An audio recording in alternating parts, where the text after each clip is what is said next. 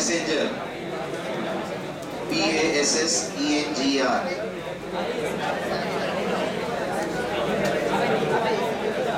क्या रह रहा है?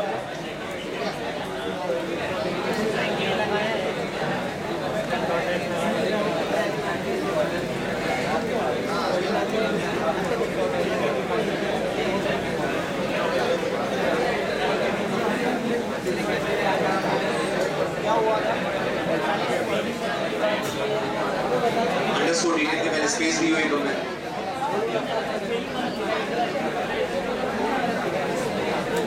हो गया? सबका हो गया? अब अगला पॉइंट सुनिए। कुछ दिक्कत?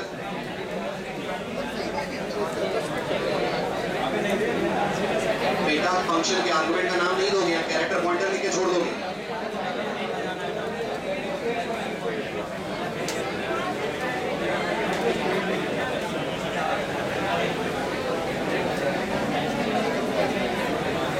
हो गया यहां तक सबका? दोनों मैसेजेस प्रिंट हो गए? चलिए अब आगे बढ़े। अगला पॉइंट, अब अगला पॉइंट ये है, सुनना ध्यान से। दो जरूरी बातें जो आज पहली बार डिस्कस करेंगे। बातें बंद कर दीजिए प्लीज। अब आपको यूजर से पैसेंजर का नाम लेना है, ठीक? कहां रखेंगे ना? ये आप फिलहाल कहां रखने वाले हैं? फाइल में रख देंगे सीधे इस नाम को लेकर। ये नाम फाइल में तो तब जाएगा जब ट्रेन में टिकट बुक होगा। अभी आपको ये नाम रखना होगा स्ट्रक्चर के वेरिएबल के अंदर, राइट? स्ट्रक्चर का वेरिएबल आज आप एक नए कीवर्ड को यूज करके बनाएंगे। आप इसे जितने लोगों ने C++ पढ़ी है, आपने कीवर्ड पढ़ा है। कीवर्ड का नाम है स्टैटिक।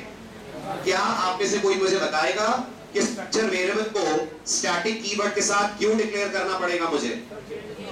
नहीं नहीं नहीं, गड़बड़ बात। अगर C++ नहीं पढ़ी है तो मैं मान सकता हूं पठान जवाब। C++ पढ़ने वाला बोल रहा है चेंज ना हो। प्रोग्रामिंग में स्टैटिक का मतलब होता है जो चेंज नहीं होता है। प्रोग्रामिंग में स्टैटिक का मतलब जो फंक्शन खत्म होने के बाद भी अपनी लाइफ को सस्टेन रखे। अभी बताइए आपके इस फंक्शन का काम क्या है? इस फंक्शन का काम क्या है? स्ट्रक्चर वेरिएबल में डेटा लेकर इस वेरिएबल का एड्रेस रिटर्न करना, ठीक है? अगर मैंने इस वेरिएबल को डिक्लेयर करा पैसेंजर P फंक्शन की बॉडी के अंदर, तो कोई भी वेरिएबल जो फंक्शन का लोकल वेरिएबल होता है वो कब तक सरवाइव करता है? जब तक फंक्शन रन हो रहा है। फंक्शन खत्म तो वेरिएबल भी खत्म। अगर आप इस वेरिएबल का एड्रेस रिटर्न करना चाहते हैं तो ये फंक्शन के खत्म होने के बाद भी वेरिएबल मेमोरी में रहना चाहिए, और वो तभी रहेगा जब वेरिएबल के आगे आप कीवर्ड लगाएंगे स्टैटिक। ये बात समझ में आई कि नहीं आई? अगर मैंने एक फंक्शन बनाया, उसके अंदर कहा int a = 10, तो एक लाइफ टाइम फंक्शन चलने तक है। मैं रिटर्न ए करूंगा उसको कोई दिक्कत नहीं है, क्योंकि रिटर्न ए करने से ए की वैल्यू रिटर्न होगी। पर अगर मैं कहता हूं रिटर्न एड्रेस ऑफ ए, तो ये तभी वैलिड होगा जब फंक्शन खत्म होने के बाद भी ए वेरिएबल मेमोरी ना छोड़े। और आप बताइए मुझे ऐसे कौन कौन से वेरिएबल होते हैं जो फंक्शन खत्म होने के बाद भी मेमोरी नहीं छोड़ते? दो तरह के वेरिएबल होते हैं। एक वो जो स्टैटिक कीवर्ड के साथ बने, दूसरे वो जो malloc से आप बनाएं। तो या तो आप malloc से स्ट्रक्चर का वेरिएबल बनाइए, क्योंकि याद कीजिए जो चीजें malloc से बनती हैं वो मेमोरी कब छोड़ती हैं? जब आप उन्हें फ्री से फ्री करते हैं। और अगर ऐसा नहीं है तो फिर आप वेरिएबल के आगे यूज करिए कीवर्ड स्टैटिक, क्योंकि स्टैटिक चीजें भी मेमोरी तभी छोड़ती हैं जब प्रोग्राम एंड होता है, ठीक? स्टैटिक एक ऐसा कीवर्ड है जो वेरिएबल का लाइफ टाइम इंक्रीज कर देगा। फंक्शन खत्म हो जाएगा लेकिन वेरिएबल मेमोरी के अंदर अभी भी मेंटेन रहेगा अगर उसके आगे आप कीवर्ड यूज कर रखा है स्टैटिक। इसलिए अपन को पैसेंजर वेरिएबल को डिक्लेयर करना पड़ेगा विद द कीवर्ड स्टैटिक। ये बात समझ में आई कि नहीं आई? आई, ठीक। अब अगली जरूरी बात भी सुन लीजिए। यूजर से आप नाम लेने वाले हैं, नाम में स्पेसेस आएंगी? आएंगी। स्पेस वाला इनपुट आप सी लैंग्वेज में गेटस के जरिए लेते हैं, यस और नो? लेते हैं। लेकिन गेटस फंक्शन को किसी भी कोडिंग कंपटीशन में रिकमेंड नहीं करा जाता। आप कभी भी किसी भी ऑनलाइन कोडिंग प्लेटफॉर्म पे जाइए, वहां गेटस फंक्शन को हमेशा क्रिटिसाइज करा जाता है। कारण गेटस पे सबसे बड़ा ड्रॉबैक ये है, गेटस जब इनपुट लेता है तो वो इस बात का चेक नहीं रख पाता कि यूजर का दिया गया इनपुट एरे की साइज से ज्यादा ना हो जाए। अगर यूजर एरे की साइज से ज्यादा इनपुट दे देगा, कोड कर जाएगा क्रैश। इस प्रॉब्लम को C++ में कैसे सॉल्व करा गया है? जिनको याद हो बताएं। गेट लाइन नाम के फंक्शन से। और इस प्रॉब्लम को सी लैंग्वेज में सॉल्व करा है एक और फंक्शन से जिसका की नाम होता है एफ गेटस। तो क्या फर्क रहा गेटस और एफ गेटस में? जल्दी बताएं। गेटस के जरिए आप ये कंट्रोल नहीं कर सकते हैं कि यूजर इनपुट में कितने लेटर्स डाल पाएगा, जबकि एफ गेटस में आप ये कंट्रोल कर सकते हैं। तो अगर आपके एरे की साइज 20 है तो आप एफ गेटस के जरिए 19 लेटर से ज्यादा का इनपुट ना लें ऐसा कोड लिख सकते हैं। लेकिन गेटस अगर आपने लगा दिया और मैंने 50 लेटर डाल दिए तो प्रोग्राम पूरे 50 लेटर एरे में डालेगा और कोड रन टाइम पे कर जाएगा क्रैश। इसलिए हमको यूज करना है इनपुट लेने के लिए the function called as F gets. ठीक है, अब एफ गेटस अपन लोगों से लेता है 3 आर्ग्यूमेंट्स। गौर से देखिएगा, ये एफ गेटस के हैं 3 आर्ग्यूमेंट्स। यहां तक तो आपने कर ही दिया होगा। ठीक है, इसके अब ऊपर नीचे कहीं पे भी एक वेरिएबल बनेगा स्टैटिक टाइप का पैसेंजर। स्टैटिक क्यों बना रहा हूं, समझ में आया? नहीं आया? आया क्यों बना रहा हूं स्टैटिक, बताएं। अगर ये स्टैटिक नहीं लगाऊंगा तो क्या दिक्कत है? दिक्कत ये है ये फंक्शन खत्म होगा और ये वेरिएबल हो जाएगा डिस्ट्रॉय। तो क्या प्रॉब्लम है डिस्ट्रॉय हो जाएगा तो? जो डिस्ट्रॉय हो जाएगा उसका एड्रेस आप कैसे रिटर्न कर सकेंगे मेन को। इसलिए इस वेरिएबल के आगे जरूरी है कि आप कीवर्ड यूज करें स्टैटिक। एफ गेटस फंक्शन आपसे लेता है 3 आर्ग्यूमेंट्स। सबसे पहला आर्गुमेंट होता है जिस एरे में आपको इनपुट लेना है। हमें किस में लेना है? हमें इस पैसेंजर वेरिएबल के अंदर जो नेम नाम का एरे है उसमें लेना है, p_name नाम का एरे। सेकंड वाला आर्गुमेंट होता है मैक्सिमम आप कितने लेटर्स ले सकते हैं। तो मेरे एरे की साइज 20 है तो मैं मैक्सिमम कितने लूंगा? 19। आप यहां पर 20 देंगे, इसको 1 -1 एफ गेटस खुद ही कर लेता है। आपको पता है -1 क्यों कर देता है वो? क्योंकि उसे मालूम है एंड में उसे डालना है एक नल कैरेक्टर, तो वो 1 माइनस वैसे ही कर देगा। और ये है कहां से इनपुट लेना है।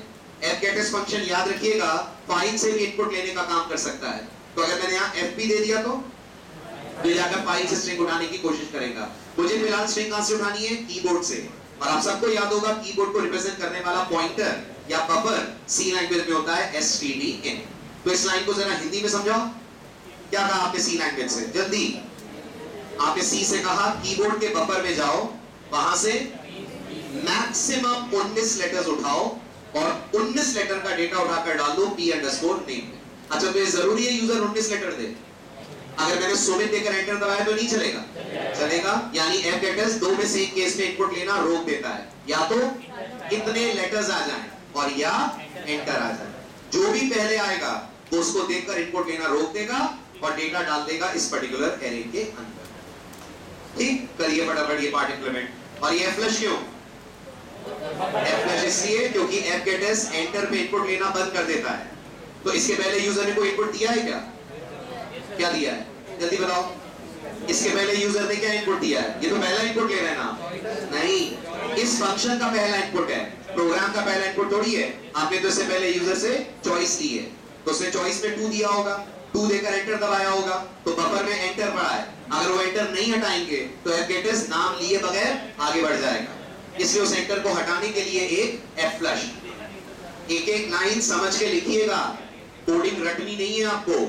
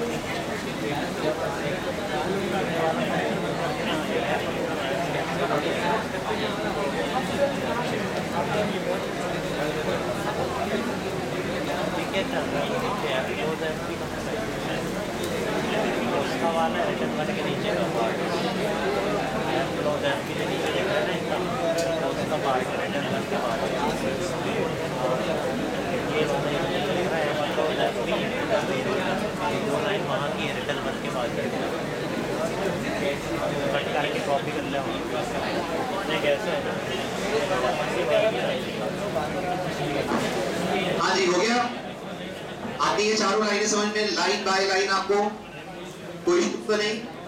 अब एफकेटेस के साथ एक छोटा सा प्रॉब्लम है, पढ़िए थ्योरी में वो प्रॉब्लम क्या है।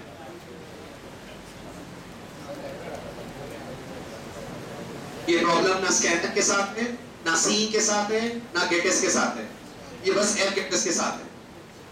समझाइए मुझे प्रॉब्लम क्या है।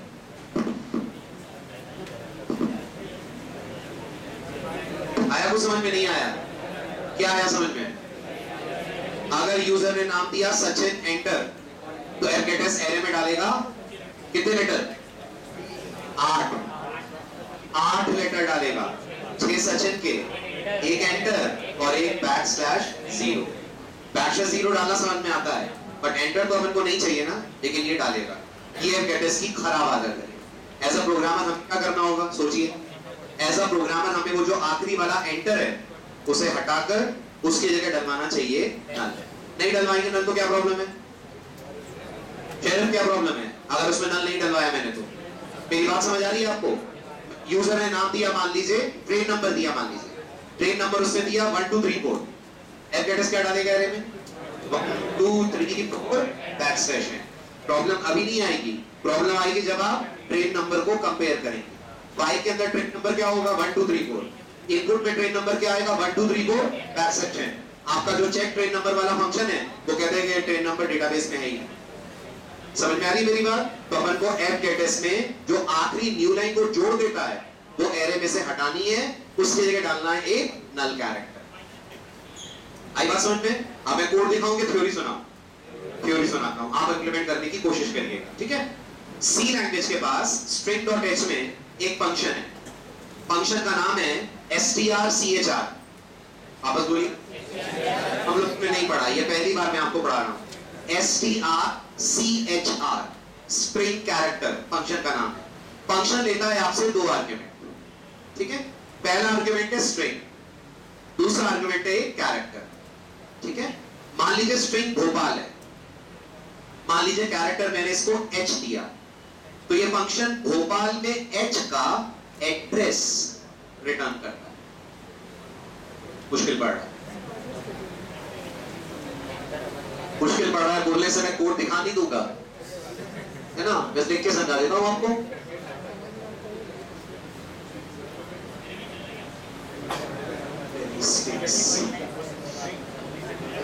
सुनो ध्यान से,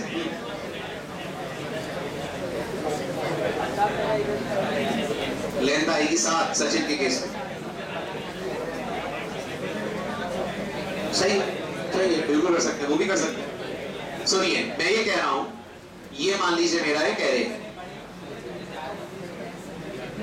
इस एरे के अंदर भोपाल स्टोर्ड है, ठीक है? एके का बेस एड्रेस मान लीजिए 2000 है, तो ये एंड एड्रेस 2007 होगा, 2006, ठीक?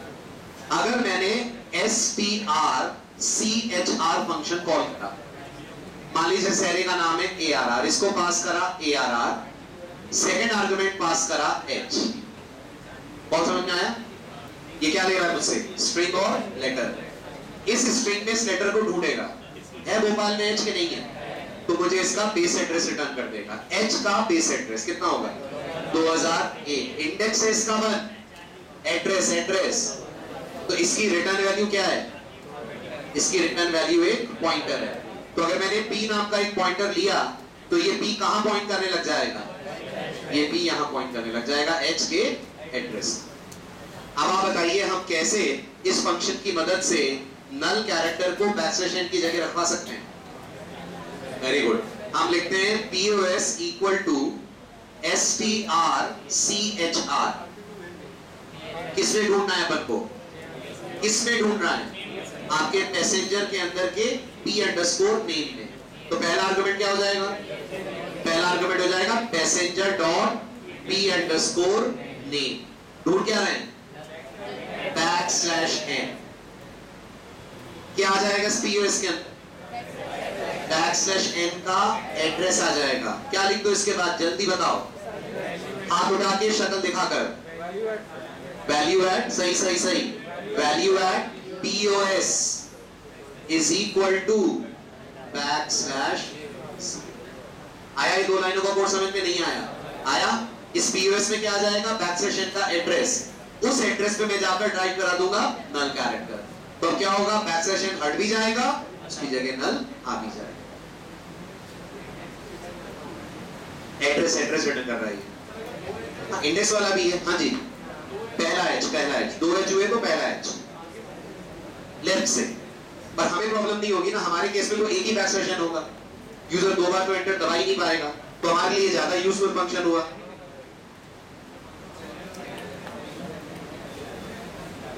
एफ स्कैनर के साथ भी स्पेस की प्रॉब्लम है जो स्कैनर के साथ है। स्कैनर तो यूज कर ही नहीं रहा हूं ना मैं नाम लेने के लिए। स्कैनर में क्या दिक्कत होती है? परसेंटेजेस लगाते हैं, तो अगर यूजर ने नाम दिया सचिन कपूर तो स्कैनर सचिन उठाएगा, गेटेस सचिन कपूर उठा लेगा। तो हमने गेटेस क्यों नहीं लगाया? हमने गेटेस इसलिए नहीं लगाया क्योंकि वो सचिन कपूर उठाएगा तो ओवरफ्लो कंट्रोल नहीं कर पाएगा। एफ गेटेस ओवरफ्लो कंट्रोल कर लेगा, लेकिन प्रॉब्लम ये है वो एंटर डाल देगा। उस एंटर को हटाने के लिए strchr, हाँ, टाइप होता रहेगा वो, लेकिन आपका कोड पिक करेगा उतने ही लेटर जितने यूजर ने दिए हैं। और वहां पर भी रोकना हो तो हर की स्ट्रोक को आप getch से लीजिए और फिर इनपुट को रोक दीजिए। ये करिए, फिर आप %s या f गेटेस इनपुट मत दीजिए, फिर इनपुट चलाइए while लूप लगाकर, टाइपिंग वहीं ब्लॉक हो जाए। नहीं, वो लॉजिक से होगी, उसका सी में कोई बिल्ट-इन तरीका नहीं, तो आपको लॉजिक से ही करनी पड़ेगी।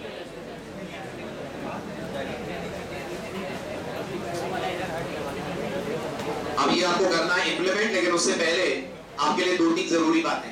आप जैसे बहुत से स्टूडेंट्स बार-बार मेरे से पूछ रहे हैं, आप पढ़ाते वक्त बार-बार डेटाबेस बोलते हैं, क्या होता है? सुन लीजिए डेटाबेस क्या होता है, बल्कि सुनिए मत, और आप मेरी बात पे तो बिल्कुल यकीन मत करिए, आप वो सुनिए जो दुनिया कहती है, ठीक है? और आपके बहुत जितने मेजर भोपाल में कॉलेजेस हैं, उनके जितने प्लेसमेंट ऑफिसर्स हैं, भी बात होती है मेरी, सारे प्लेसमेंट ऑफिसर्स का एक कॉमन बात है, कॉमन स्टेटमेंट है कि स्टूडेंट्स फ्रंट एंड पे तो बहुत अच्छा काम कर लेते हैं, बैक एंड इनका बिल्कुल डब्बा होता है। सबसे इंपॉर्टेंट बात याद रखिएगा, जब भी आप कोई एप्लीकेशन बनाते हैं, जब भी आप कोई सॉफ्टवेयर राइट करते हैं, जो यूजर को दिखता है वो आप हैंडल करते हैं with Java, dot net, PHP, Python, n number of languages. But ये डेटा जहां से कैप्चर करा जाता है, जहां से गैदर करा जाता है, वो डेटा अपने आप में जिस सॉफ्टवेयर से आता है, that is called as database. एक छोटा सा एग्जांपल देता हूं। आज आपने ट्रेन नंबर ढूंढने का फंक्शन बनाया है, राइट? इससे बनाया है क्योंकि आप डेटाबेस को यूज नहीं कर रहे हैं, आप हर काम कर रहे हैं with the help of Python. अगर यहाँ पर आप DBMS जैसा एक सॉफ्टवेयर इंप्लीमेंट कर लेते, जैसे Oracle, जैसे MySQL, तो ये सारे काम एक सिंगल लाइन की क्वेरी लिखकर हो जाते हैं। बहुत से लोग पूछते हैं हमें जावा या PHP या पाइथन के साथ क्या करना चाहिए। आंख बंद करके आपको इनके साथ एक डेटाबेस सॉफ्टवेयर सीखना चाहिए, क्योंकि जितनी पूछ परख फ्रंट एंड प्रोग्रामर की है, उससे दुगनी पूछ परख बैक एंड प्रोग्रामर की है। और डेटाबेस उन लोगों के लिए तो बूम है जिन लोगों ने सिर्फ C++ करी है। ये मैं कहता हूं, माइक्रोसॉफ्ट कह रहा है, और मैं आपको दिखाता हूं। बहुत से लोग जानना चाह रहे थे किस तरीके से काम होता है, तो आप देखो, मैंने सिर्फ एक छोटी सी क्वेरी डाली, importance of DBMS in placement. DBMS का प्लेसमेंट में क्या इंपॉर्टेंस है? कोरा जानते हैं क्या है? कोरा दुनिया का number 1 question and answer platform है। किस पे बना है? पाइथन पे बना है। पाइथन पे कोडेड है पूरा, राइट? पूरा इसका जो फ्रंट एंड है पूरा, वो मतलब जो UI बना हुआ है वो पूरा पाइथन और उसकी लाइब्रेरी से बना है। अब आप इसमें पढ़िए, कोरा पे माइक्रोसॉफ्ट के प्लेसमेंट ऑफिसर्स ने, दुनिया में सारे सॉफ्टवेयर डेवलपर्स ने DBMS के बारे में कुछ कहा है। तो मैं बार-बार बोलता हूं, पढ़िए आप यहाँ पे ध्यान से। लोग क्या मानकर चलते हैं, CS बंदे को क्या पता होना चाहिए?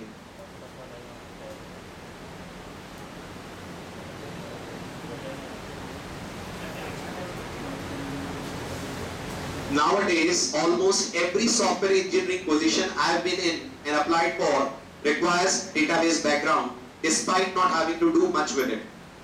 पहली चीज। दूसरी चीज, ये वो बंदा है जो काफी टाइम से इंडस्ट्री में है। Every CS engineer has basic knowledge of database, everyone expects. और इस सब की छोड़िए, आप तो माइक्रोसॉफ्ट की बात सुनिए। She is the person from Microsoft, आकांक्षा शर्मा। पढ़िए आप। DBMS is an important subject from placement point of view. If you know C and C++ and DBMS, you get higher chances of getting placed. मतलब जावा के एक पार है ये। जावा जितनी tough language है placements के पॉइंट ऑफ व्यू से, उतना ही इजी आपका प्लेसमेंट के अंदर सिनेरियो डीबीएमएस करता है। यहाँ मुझे लगता है जितने भी बच्चे बैठे होंगे, अगर यहाँ 200 बच्चे हैं, आई एम डेड श्योर 100 बच्चों को जावा आती होगी, लेकिन 20 भी ऐसे नहीं होंगे जिन्हें ढंग से पूरा डेटाबेस डिजाइन करना आता होगा। कुछ भी ऊट पटांग तरीके से इंसर्ट अपडेट डिलीट क्वेरी लिख ली और अपन ने मान लिया कि हमें डेटाबेस आता है। इसलिए डेटाबेसेस जरूर पढ़िएगा, खुद पढ़ें, यहाँ पढ़ें, कहीं भी पढ़ें, पर डेटाबेस की नॉलेज होना एक एडेड एडवांटेज होगा। लोग फ्रंट एंड पे काम करते हैं, आप बैक एंड पे काम करना सीखिए, फ्रंट एंड का काम यकीन मानिएगा आधे से भी कम हो जाएगा। और ये बात उन लोगों ने जरूर एक्सपीरियंस की होगी जिन्होंने कोर जावा का जनवरी या फरवरी वाला प्रोजेक्ट करा होगा। अपने मैक्सिमम काम डेटाबेस से करवाया था, मिनिमम काम हमें फ्रंट एंड पे करना पड़ा था। या मैक्सिमम काम फ्रंट एंड कर रहा है क्योंकि डेटाबेस हमारे प्रोग्राम के अंदर इन्वॉल्व है ही नहीं। तो याद रखिएगा, एक सॉफ्टवेयर डेवलपर के लिए डेटा स्ट्रक्चर्स भी बहुत जरूरी है, डेटाबेसेस भी बहुत जरूरी है, और कोई एक टेक्नोलॉजी जिसपे आपकी ग्रिप हो जरूरी है। चाहे आप जावा ले लें, C++ ले लें, पाइथन ले लें, कोई भी ले लें। पाइथन आने वाले 5 सालों के लिए बहुत जरूरी है। अगर आप फ्यूचर देखते हैं तो आज की तारीख में अगर आप देखते हैं तो Java is more important, but Python is the future. लेकिन चाहे पाइथन हो चाहे जावा हो, बैकएंड इन दोनों में से कोई नहीं रिप्लेस कर सकता जब तक आप उसको ओरेकल या माइस्क्यूएल से रिप्लेस ना करें। होता तो ये सी वाला प्रोजेक्ट हमारा बहुत सिंपल हो जाता। तो प्लीज डेटाबेसेस जरूर पढ़िएगा। ये मैं नहीं कह रहा हूं, ये आपके कॉलेज के प्लेसमेंट के लोगों का कहना है कि आप स्टूडेंट्स को कन्वे करिए। हम भी कन्वे करते हैं, बट स्टूडेंट C++ के बाद बस उसको दिखती है जावा या पाइथन या PHP, जरूर करें। लेकिन जब डेटा पुल करने की बात आती है, उसे यही नहीं पता होता डेटा पुल करा कैसे जाता है। तो बहुत जरूरी है डेटाबेस की नॉलेज गेन करना। विदाउट डेटाबेस बिना नमक की दाल खाएंगे अपन, आप ऐसा मान लीजिए। फ्रंट एंड आपका बहुत अच्छा होगा, लेकिन उसको ग्लू करने के लिए जो डेटा होगा वो आपको पुल करके लाकर डेटाबेस देगा। और दुनिया का नंबर 1 डीबीएमएस कौन है? ओरेकल। कितना शेयर है उसके पास? 48% का मार्केट शेयर ओरेकल के पास है। बचा 52%, उसमें ओरेकल के सारे कॉम्पिटिटर्स हैं, जिसमें सबसे क्लोजेस्ट कॉम्पिटिटर माइक्रोसॉफ्ट है एसक्यूएल सर्वर के साथ, उसके पीछे IBM है DB2 के साथ, बाकी सब छोटे मोटे प्लेयर्स हैं। 48% शेयर मार्केट का उस एक कंपनी के पास है जिसने जावा को भी कैप्चर करा हुआ है, जिसने पूरे डेटाबेस वर्ल्ड को भी करा हुआ है। तो अगर डेटाबेस करेंगे भी तो हमेशा ओरेकल पे कीजिएगा। Oracle is number 1 company as far as DBMS is concerned. MySQL उतना पॉपुलर डीबीएमएस नहीं है जितना पॉपुलर ओरेकल है। चलिए आइए, ये तो था पहला क्वेश्चन। अब आ जाइए कोड के अंदर। ये रहा जो मैंने आपको फंक्शन समझाया, उसकी prototype. Return type character pointer क्यों? जल्दी फटाफट, रिटर्न टाइप पॉइंटर क्यों, पहले तो ये बताओ।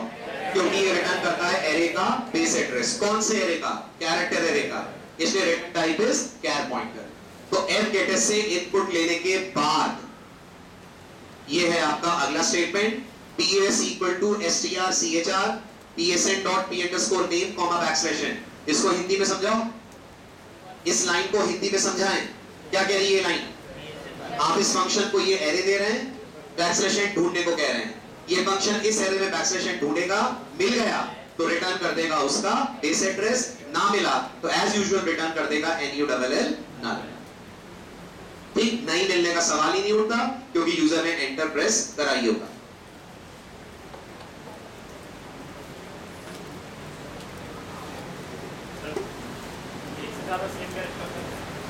तो पहले ही एड्रेस देगा, बट हमें प्रॉब्लम नहीं है ना। मैंने बोला अभी हमारे केस में एक्सेशन एक से ज्यादा बार आएगा ही नहीं, एक ही बार आएगा।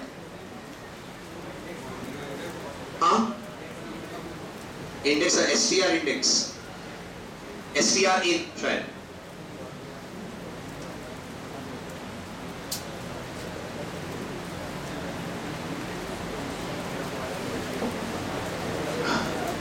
इतना हो गया?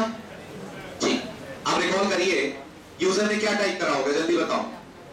आपने उसे उसका नाम मांगा, उसे क्या टाइप करा होगा? दो में से कोई एक चीज, या तो नाम और या 0, क्योंकि आपने उसको एक ऑप्शन दिया है 0 दे देना अगर तुम्हें बीच में रोकना हो। तो अगला काम क्या होना चाहिए? थ्योरेटिकली चेक करना चाहिए कहीं उसने 0 तो टाइप नहीं करा है। अगर 0 टाइप करा है तो एक मैसेज देना है अपन को और इस फंक्शन निकल जाना है बाहर। ठीक, ये है 0 को चेक करने की थ्योरी। अगर यूजर ने अपन को 0 इनपुट करके दिया है, अगर ऐसा है कि यूजर ने 0 दिया है, तो आप बिल्कुल स्क्रीन के बॉटम पे आए। अगेन ये बॉटम कोऑर्डिनेट आप अपने स्क्रीन के हिसाब से सेट कीजिएगा। अगर आपके 80 कॉलम्स की स्क्रीन आ रही है तो 25 रोज होगी, तो बॉटम मोस्ट होगी आपकी 25। मेरे इस पर्टिकुलर डिवाइस पे, इस पर्टिकुलर स्क्रीन पे बॉटम रो आ रही है 18। तो ये कौन सी रो है? बिल्कुल नीचे वाली रो, जहां रेड कलर में आपको लिखा हुआ दिख रहा था रिजर्वेशन कैंसल्ड। तो हमें उस कोऑर्डिनेट पे जाना है, कैसे जाएंगे? गो टू XY से कलर कर देना है राइट रेड, कैसे करेंगे? टेक्स्ट कलर से। मैसेज लिखना है रिजर्वेशन कैंसिल, कैसे लिखेंगे? प्रिंटफ से। कोड पॉज करना है, कैसे करेंगे? HCH से। और फंक्शन को यहीं रोककर नल रिटर्न कर देना है, कैसे करेंगे? रिटर्न नल लिखना। ठीक, करिए फटाफट इस एल्गोरिथम को इंप्लीमेंट। यूजर से इनपुट आ गया, जीरो कैसे चेक करोगे? आपके यूजर ने जीरो तो नहीं दिया कहीं, एरे के अंदर इनपुट लिया है आपने, कैसे चेक करेंगे यूजर ने कहीं जीरो तो टाइप नहीं कर दिया? कैसे चेक करोगे कि यूजर ने एरे के अंदर कहीं जीरो तो नहीं दिया? गेस करिए, अगर उसने जीरो दिया होगा तो जीरो कौन से सेल पे होगा? पहले सेल पे। पहले सेल का इंडेक्स क्या होता है? पहले सेल का इंडेक्स होता है जीरो। तो या तो आप इंडेक्स से चेक कर ले या फिर आप सीधे स्ट्रिंग कंपैरिजन कर ले। स्ट्रिंग कंपैरिजन से चेक होता है। स्ट्रिंग कंपैरिजन याद है क्या करता है? क्या करता है? इस स्ट्रिंग को कंपेयर करेगा जीरो से। अगर इस स्ट्रिंग में जीरो है, पोजीशन पे ही जीरो है, कंपैरिजन भी रिटर्न करेगा जीरो। इतने सारे जीरो देखकर कंफ्यूज तो नहीं हो रहे? ये जीरो क्या है? ये इंडिकेट कर रहा है कि स्ट्रिंग मैच कर गई। ये जीरो क्या है डबल कोट में? ये चेक कर रहा है कि गिवन इनपुट कहीं जीरो तो नहीं है। तो अगर ये कंडीशन ट्रू है तो इसका क्या मतलब निकाला जाए? अगर ये कंडीशन ट्रू है तो इसका क्या मतलब निकाला जाए? इसका मतलब ये है कि यूजर ने बीच में ही रिजर्वेशन कैंसिल कर दिया। तो क्या करें सिर के अंदर जाकर? फटाफट विशाल क्या करेंगे? अरे रिटर्न तो बाद में कराएंगे, पहले 3 काम करेंगे। कर्सर की पोजीशन बिल्कुल स्क्रीन के बॉटम पे ले जाएंगे, फॉन्ट का कलर लाइट रेड करेंगे, मैसेज लिख देंगे रिजर्वेशन कैंसिल्ड। यूजर वो मैसेज देख पाए इसके लिए पॉज करेंगे और रिटर्न कर देंगे नल।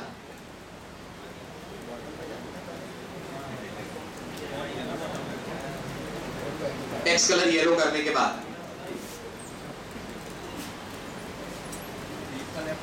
अच्छा, इस इफ में नहीं गए तो जल्दी फटाफट, इस इफ में नहीं गए तो इसका मतलब यूजर ने नाम दे दिया है। अब हमें लेना है अगला इनपुट।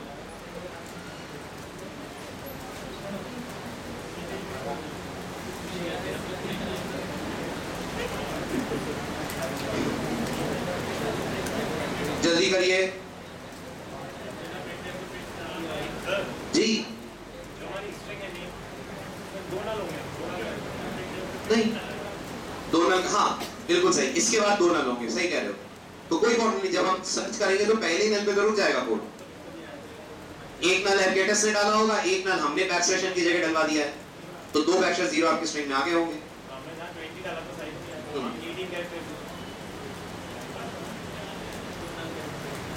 ये 18 तो रो कोऑर्डिनेट है।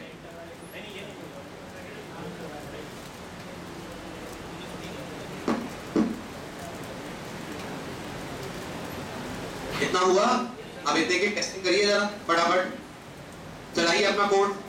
हो रहा है? अगर 0 दे रहे हैं तो आ रहा है बिल्कुल बॉटम ऑफ द स्क्रीन पे मैसेज, और 0 की जगह कुछ और टाइप करिए तो अगला मैसेज आना चाहिए। जो भी अगला इनपुट हम ले रहे हैं, अगला इनपुट हम लोग ले रहे हैं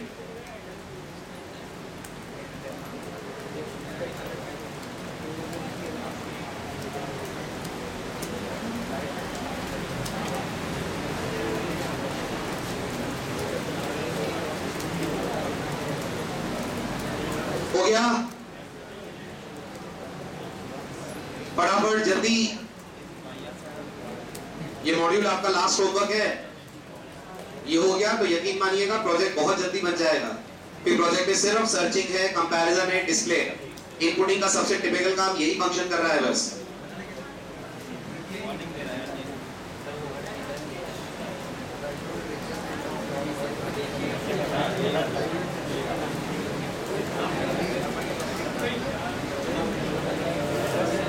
जी जी जी, क्लियर स्क्रीन टॉप पे यूज कर लीजिए इस फंक्शन के, ऐसा कर लीजिए, यहां कर लीजिए, फंक्शन के अंदर आते ही, फंक्शन के अंदर आते ही क्लियर स्क्रीन कर लीजिए। ये है टोटल कोड जो अभी तक आपको मैंने बताया उससे रिलेटेड। एक बार देख लीजिए, इतना कोड रन करके देखिए और बताइए काम हो रहा है कि नहीं। ये कंप्लीट कोड है आज जो आपने पढ़ा उस तक का, ये हो जाता है। इसके बाद अब हमें यूजर से जेंडर लेना है। अब कर लेंगे आप बाकी इनपुट्स हैंडल हो जाएगा। अब आ गया समझ में? क्या करोगे जेंडर में? जेंडर में होंगे 3 काम, बताइए क्या? जेंडर ले लेंगे आप उससे, लेने के बाद 3 काम होंगे। अगर उसने 0 दिया तो यही करेंगे, अगर उसने m या f नहीं दिया तो क्या करेंगे? अगर उसने m या f नहीं दिया तो क्या करेंगे, जल्दी बताओ। अगर उसने m या f नहीं दिया तो बिल्कुल बॉटम पे जाएंगे, एरर मैसेज प्रिंट करेंगे, कोड को पॉज करेंगे ताकि वो एरर देखे। फिर जब वो एंटर दबाएगा तो क्या करोगे? कर्सर को वापस ऊपर लाना पड़ेगा। कहां? एंटर योर जेंडर के साथ में, और वहां लिखा कैसे? वो CLR SCR से तो पूरी स्क्रीन क्लियर हो जाएगी। मुझे तो एंटर योर जेंडर के सामने उसने जो जेंडर दिया हुआ है ना, गलत लेटर जो दिया हुआ है वो लेटर हटाना है। तो अपन क्या करेंगे? हाँ, वही तो कंडीशन मुझे आपसे सुननी है। सुनो, आप मेरी बात शायद समझ नहीं रहे हो। मैं ये कह रहा हूं, ये कोड आपने रन करा, नाम मैंने दिया अमित, ठीक, जेंडर मैंने दिया मान लीजिए L, ठीक है। इस L के बाद जब मैं एंटर दबाऊंगा तो आपका कोड क्या करेगा? आपका कोड सबसे पहले तो चेक करेगा कहीं 0 तो नहीं आया है। 0 आया तो ये का ये कोड रिपीट कर देना, ठीक। 0 नहीं आया तो आप चेक क्या करोगे कि दिया गया इनपुट M और F के अलावा कुछ है क्या? तो ये M और F के अलावा कुछ है, हाँ, तो क्या करोगे आप? क्या लग रहा है? तो आप नीचे आओगे। कैसे आओगे? गो टू XY से। यहाँ क्या प्रिंट करोगे? जेंडर शुड बी M और F, प्रिंट करके गेट CH लगा दोगे, कुछ ऐसे। इतना समझ में आ रहा है? ठीक। फिर क्या करोगे जब मैं एंटर दबाऊंगा? हाँ, तो ऊपर कैसे जाओ? गो टू XY से। गो टू XY से यहाँ कैसे पहुंचोगे? इसके लिए गिनोगे आप ये कितने लेटर्स हैं। रो नंबर कौन सा है ये? 2। कल्पा में आप लेटर गिनो, 1 2 3 4 5 6 7 8 9 10 11 12 13 14 15 16 17 18, तो ये L होगा 19। कर्सर को भेजना आप 19 पे, तो कर्सर कहां पर आएगा? L के नीचे। ये L कैसे हटाओगे? स्पेस देकर। अगर मैं प्रिंटर पे स्पेस दे दूंगा तो L पे स्पेस ओवरराइट हो जाएगी कि नहीं? बट कर्सर आगे चला जाएगा कि नहीं? पीछे कैसे लाओगे? \D से। आइए ट्रिक समझ में। तो अपन इस पोजीशन पे भेजेंगे कर्सर को गो टू XY से, फिर स्पेस देंगे प्रिंटफ में, तो स्पेस L पे ओवरराइट होगी, बट कर्सर आगे बढ़ जाएगा। कर्सर आगे बढ़ जाएगा तो थोड़ा अजीब लगेगा। मैं चाहता हूं कर्सर भी L वाली, तो B क्या करता है? \B कर्सर को एक कॉलम पीछे लाता है, वही मैंने करा है। कर लेंगे, ये हो जाएगा तो फिर सब हो जाएगा। इसके बाद तो बेटा स्पेस डाल दी ना अपन ने पहले ही, तो L की जगह स्पेस, कर्सर आगे था, \B करा तो कर्सर पीछे आ गया, L हट गया। हाँ, तो आपकी कंडीशन है, आप छोड़ दीजिए। मैंने जो कंडीशन लगाया उसको चेंज कर दीजिए, ये हो जाएगा, ठीक। अब अगर मैंने M दिया तो फिर इसके बाद कोड क्या कर रहा है? इसके बाद अगर मैंने M दिया तो आप ट्रेन नंबर मांगेंगे। आप क्या करेंगे? ट्रेन नंबर पे आप वो फंक्शन कॉल करेंगे, check underscore train underscore no, लेकिन वो फंक्शन कॉल करने से पहले क्या करेंगे? ये देखेंगे कहीं 0 तो नहीं दिया है मैंने, 0 दिया है तो रिजर्वेशन कैंसिल। हर इनपुट के बाद चेक करना है 0, और अगर पता लगता है कहीं भी 0 आ रहा है तो रिजर्वेशन कैंसिल। क्या अब ये स्क्रीन बन जाएगी? आपसे कोशिश करके ला सकते हैं तो स्क्रीनशॉट्स में डलवा दूंगा साइड पे। जी जी, किसमें? तो %C लगाया ना पहले F में, वो एक ही लेटर उठाएगा, एक से ज्यादा भी डालेंगे अगर तो। उसके बाद ट्रेन नंबर मैंने दिया, मान लीजिए 111, तो ट्रेन नंबर आपको इनवैलिड बताना है। फिर इसके बाद वापस वहां चले जाना है, तो यहां से वहां जाना, इरेज करना, ये आ गया। ये कैसे करा मैंने? अब मैंने काउंट करा एंटर ट्रेन नंबर की लेंथ कितनी है, जितनी लेंथ है उतनी पोजीशन पे प्रिंट करवा दिया, आगे वाला हटवा दिया, फिर स्पेसेस, और फिर \B से वापस आ गए बिगनिंग। सब में यही ट्रिक लिया मैंने। सर ये कैसे पता चलेगा कि यूजर ने कितने डिजिट्स का ट्रेन नंबर डाला है? वेरी गुड, नहीं करना पता, \T डलवाऊंगा। \T कितनी स्पेस दे देगा? एक टैब जितनी, 2-3 टैब डलवा दो।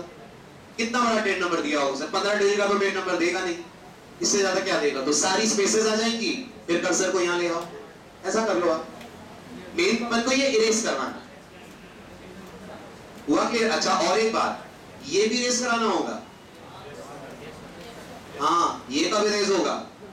जल्दी फटाफट। ये तब नहीं, ये तब इरेज होगा जब मैं अगला इनपुट दूंगा। आप सोचिए, मैंने यहाँ पर ट्रेन नंबर वैलिड दे, अब कोर्ट ने मुझसे मांगा ट्रैवलिंग क्लास, तो जैसे मैंने ट्रेन नंबर वैलिड देकर एंटर दबाया, और करिए नीचे से वो मैसेज हट जाना चाहिए। हाँ, लूप नहीं चलाएंगे। क्यों चलाएंगे लूप? यहाँ पहुंचेंगे, क्या करना है, और यहाँ बैकस्लैश टी लिखवा दो, ये पूरा इरेज हो जाएगा। कहाँ लूप चलाते बैठेंगे अपन? लूप से कॉम्प्लेक्सिटी बढ़ जाएगी ना। ये समझ में आ रहा है? तो ये आपका अगला टास्क है जो आपको करके लाना है। इस तरीके से अपन को इनपुट लेना है, और जब सारे इनपुट वैलिड हो जाएंगे तो लास्ट में क्या आएगा? फंक्शन के लास्ट में return address of PR. PR कौन है? पैसेंजर का वेरिएबल है। ये एड्रेस किसके पास जाएगा रिटर्न होकर? मेन के पास। तो अगला टास्क हमारा होगा टिकट बुक करना। आपको ये टास्क करके लाना है, इसके स्क्रीनशॉट्स में डलवा दूंगा, ठीक है? और आपके बैचमेट्स को इन्फॉर्म कर दीजिएगा, ट्यूसडे शाम को नहीं, ट्यूसडे सुबह है वहां पर इंद्रपुरी में यही लेक्चर। मैसेज आ जाएगा टाइमिंग का, शाम को तो प्रॉब्लम है, और शायद वेडनेसडे कुछ पेपर वेपर भी है किसी का, तो ट्यूसडे 15 तारीख को सुबह इंद्रपुरी में यही लेक्चर होगा। और आप लोगों का अगले सैटरडे रख दूं? अगले सैटरडे रख दूं 19 को सेम टाइम या लेट? एक मिनट रुक जाइए। और आप साइट पे आकर रिव्यूज देख लें। आप लोग प्लीज रिव्यू डालें, उस रिव्यू से हमें समझ में आएगा स्पीड सही है नहीं है, आप कोप अप कर पा रहे हैं नहीं कर पा रहे हैं, समझ में आ रहा है नहीं आ रहा है। जो आपको लगे उस रिव्यूज पे प्लीज डालिए। स्पीड सही है, बढ़ा दूं या आप कैच कर पा रहे हैं? सर को बुलाइए।